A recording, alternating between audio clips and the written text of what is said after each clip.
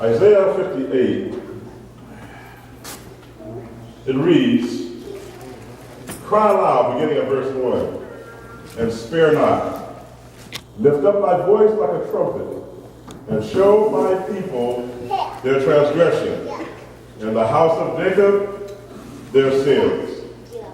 Then in verse 2 it says, "Yet they seek me daily, and delight to know my ways, like a nation that did righteousness, and didn't forsake the law of God. They ask of me the laws of justice. They act like they take delight in approaching me. Why have we fasted," they say, "and you don't even see? Why have we afflicted our soul, and you don't even know about it?" His response is, "Behold, in the day of your fast, you find pleasure, and you exact all your labors.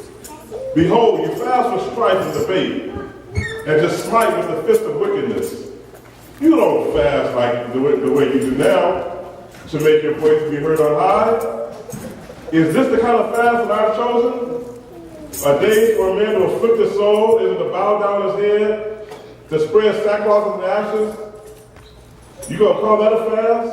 An acceptable day to the Lord? No. Isn't this the fast that I have chosen? To loose the bands of wickedness, to undo the heavy burdens." Say it with me. To loose the bands of wickedness. To loose the bands of wickedness. And to undo the heavy burden. And to undo the heavy burden. When you read this passage, what's interesting about it is you get a glimpse of the Lord. Isaiah is the one that's speaking, but he's speaking in the voice of Jesus. And Jesus is here giving a sense of what he sees when he looks on the planet. He says, people are going about doing their daily business. They're acting like they want to do good. And many times, they are doing some good things. But even in the midst of the good that people do, we find, or he finds, that people are not doing as should be indicated by their hearts. That is, that there is such hypocrisy over the whole land. That is, people are saying one thing, but they're thinking another thing. They are acting one way, but in their heart, they want to do something totally different. Matter of fact, there are people in the room right now who are looking like everything is okay. But the reality is, for many, everything is not okay. And we kind of learn how to live in this fakeness, in this hypocritical state where we act like everything is good, but the reality is our hearts might be torn apart. The reality might be that we are suffering mightily, but we don't want anybody to know. You have a friend to see.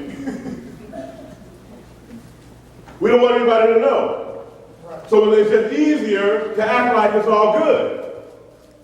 The pains that we experience, the pain, I'm not talking about, because you got up late or you stubbed your toe. I'm talking about the kind of stuff that is internalized.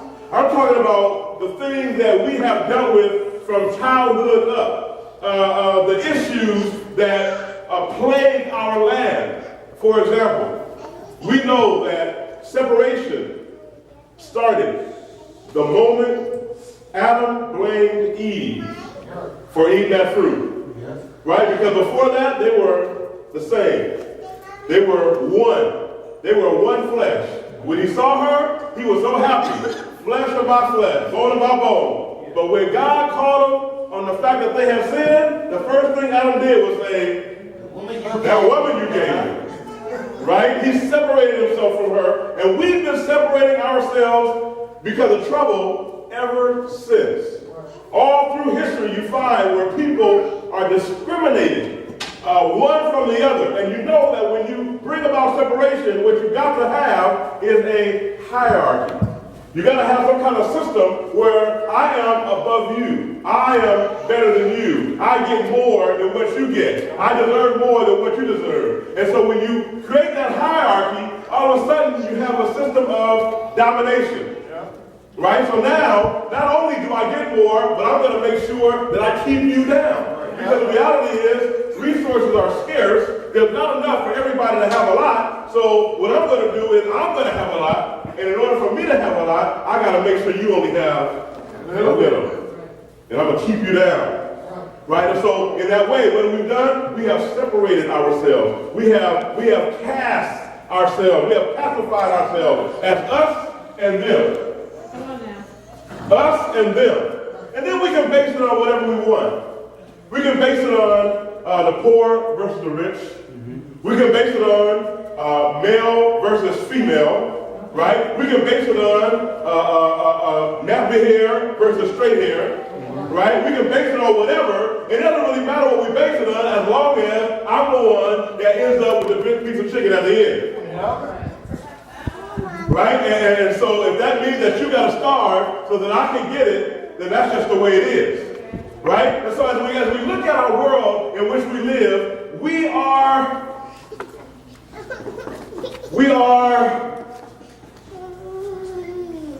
plagued by the realities of this constant separation. That is, for example, we know that centuries ago, they went over to Africa and they kidnapped Africans from their families. And they brought them in horrible conditions in these boats, in these holes, laid side by side like sardines. And many of them didn't make it all the way across the ocean. And when they got here, they sold them like they were cows, like they were horses, like they were dogs. They treated them for hundreds of years in total chaos and let me just say, total unchristianity. But during the time, people were still going to church. During the time, people were still giving praise to God. During that time, people were still acting like they knew who God was. And at the same time that they were running this great country, developing a great democracy, they were at the same time beating and raping and pillaging and separating families and breeding as if they were dealing with mere animals. God saw that. God saw it not just when it happened, but he saw it when he was on the cross. He saw it before the cross ever was. And he knew that people had the capacity to act okay and still do terrible things. He knew that we had the capacity to act okay and still suffer terrible things. We suffer horrible things. And we do horrible things. And yet, we act okay. Right. It's all good. It's all right. What's the issue? What's the problem? There's nothing wrong over here. There's nothing wrong over here. Look at me right now. Aren't I calm? Aren't I smiling? Right? Can I tell a joke right now? Right? And so if you find me in a different context, you'll never know how messed up I am. And I need you to understand that whether you're talking about the slave owner or the slave, you need to see that everybody is messed up. Right? Everybody is in a bad place. Everybody is suffering. Right? Because if you're a slave, then you are in an obvious bondage. You can see the shackles, you can see the chains, and you can see these horrible consequences and the long days and long nights and all that. So that bondage is obvious, but you got to know that the people that put folks in bondage are in bondage themselves. They are as broken. Right? Because in order to hurt somebody like that, in order to dehumanize somebody like that, it messes with your mind.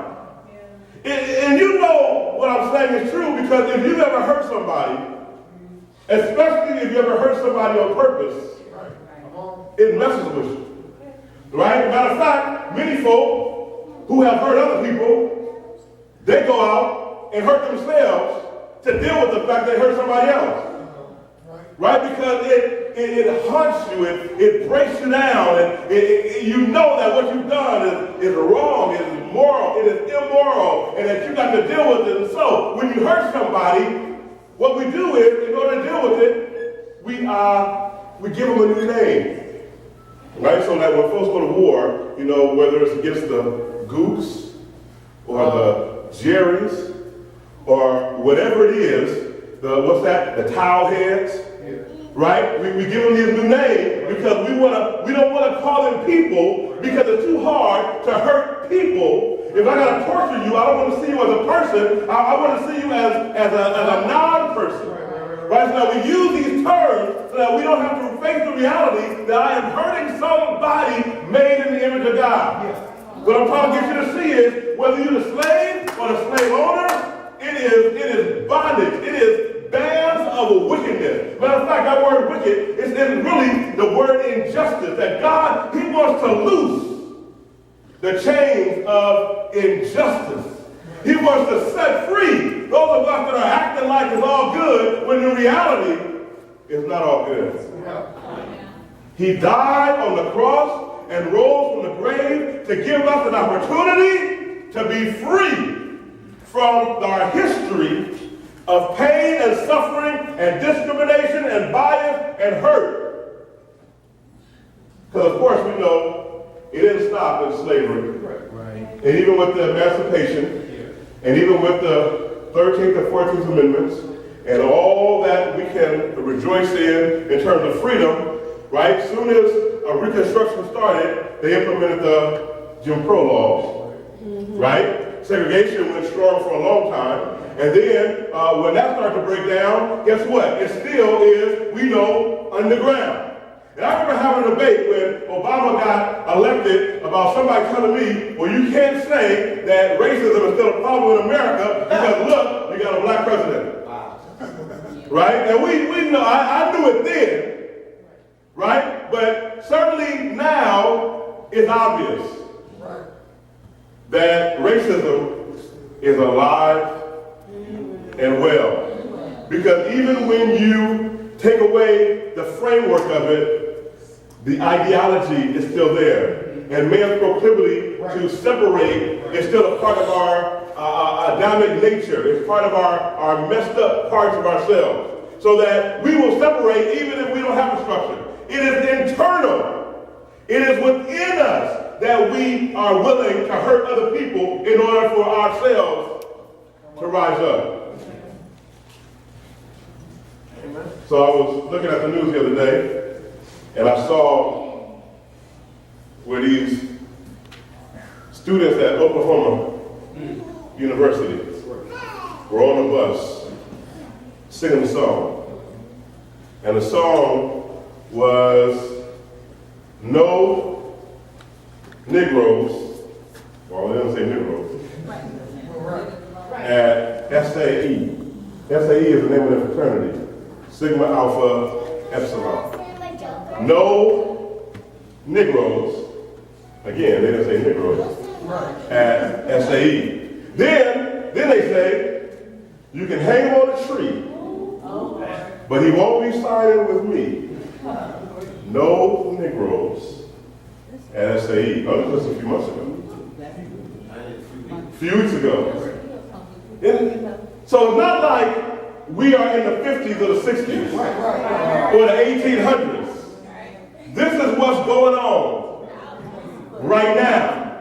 Now the thing about it is if you met these gentlemen, they are probably nice guys. You might even go out and hang out with them. You might have a good time with him. You might say, that's a good guy. Right? Because why? Because we learn how to act like everything is okay. Matter of fact, on that bus, there were obviously some folk who were uncomfortable, who didn't like what was going on. Right? The guy that filmed it and then spread it out. He obviously didn't like it, but I bet you there's some other people. But guess what? Many times we are in the midst of some racist discrimination, bias, or whatever, and don't have the guts to say anything, to stop it, to act on it. Instead, we might just join in with everybody else. Right? We might just go along to get along. We don't want to rock the boat. We don't want anybody looking at us. We don't want to side with the underdog. And yeah, after all, they are, spirit chuckers or whatever. And all of a sudden, we sing the same song that everybody else is singing. And I need you to know that Jesus died and rose up from the grave for more than our inactivity. What he says is this the fast that I have chosen? Right? I need you to see that Jesus chose a fast. He chose a service for God. He chose to descend from his lofty throne and come down and put on nasty flesh and live among us. And he didn't just come to hang out and to watch and allow these bands of injustice to continue. No, he came to loose them. He came to set the captive free. He was active. He was moving. And we too need to move. We need to do something about what we see in our society. We're good at complaining.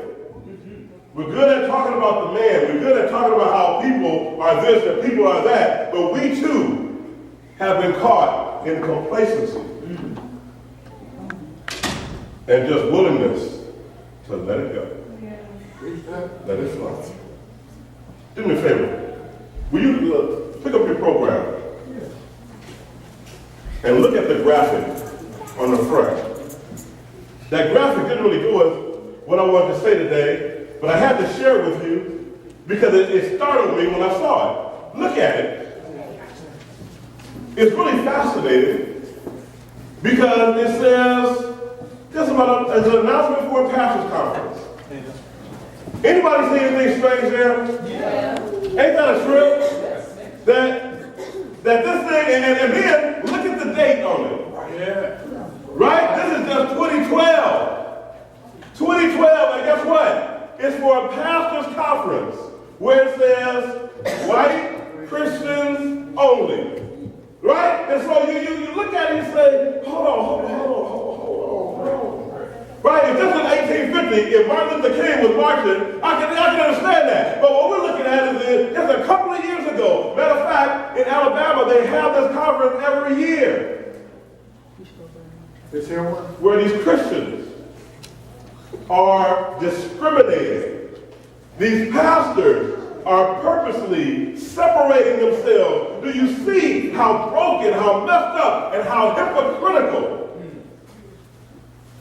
we are locked in this complacent place of allowing things just to continue so that we can act like everything is good, and the reality is it's not good. The system is broken. Racism and discrimination is rampant. People are acting like we're equal, but in the back doors, in the back rooms, decisions are being made to belittle you, to undermine your possibility, and to rob you of your future. Right? And I'm saying that not so that you can one day take the place of the oppressor. I'm not saying that so you can get you a good job, and then now you get a chance to keep all the other little people down. No, we need to rise up and then all of us being equal on the same plane. And reject this idea that in some way we are different because God made one and all, and he is no respecter of persons. Amen. Amen. And so here we are faced with an opportunity as we embark on this first week of discussion, this first week of what can we do about these issues that we've been complaining about for a long time. I want to encourage you today that you don't walk out of this room and just go about your business like you have been.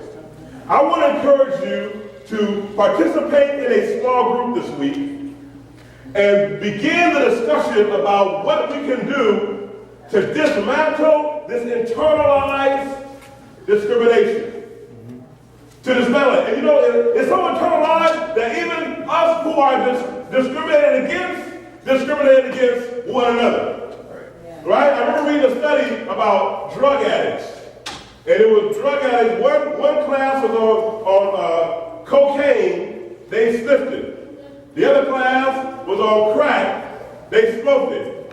And the folks on cocaine, they discriminated against the ones on crack. Because cocaine is like a higher class addict than the one that's on crack. That's what a pope was. But the rich addicts thought they were better than the poor addicts. Right? We discriminate at every level. And I just want to encourage you to enter into the conversation. The conversation about how we can affect change in our society instead of acting like everything is all right. All right. Jesus died because he saw our hypocrisy.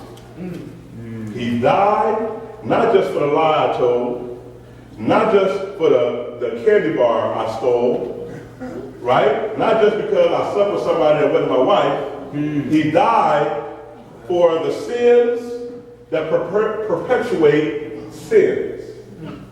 The sins that ground and base a structure of sin. And what I'm saying, I gotta close, but let me just say this one thing. That is, when you set up a structure of discrimination, what it does is it brings people to a place of what happens is people begin to hurt themselves by sinning against themselves and against other folks. Right? If I was healthier, I could just love you. But because I'm so messed up, I gotta mess you up. Right? Hurting people, hurt people. Right? So that when we have a structure that hurts people, then you're going to perpetuate the hurt on everybody. See, so Jesus, when he died, he saw more than the fact that I told a lie. He saw why I told that lie. He saw the brokenness that was in me from the time that I grew up. And when I walked into that first store and I realized I was being followed, not because I looked suspicious, but because of the color of my skin, he saw the brokenness that would result from that and how it would grow and manifest and multiply. And he said, I got to die for that too. Right. I'm dying for that too. If Jesus did that, if Jesus adopted this fast, this service for the Lord, then we too have a responsibility to do something more than just act like it's all good. Right. We have to do more than just talk about how messed up somebody else is and adopt the responsibility ourselves for change. And so,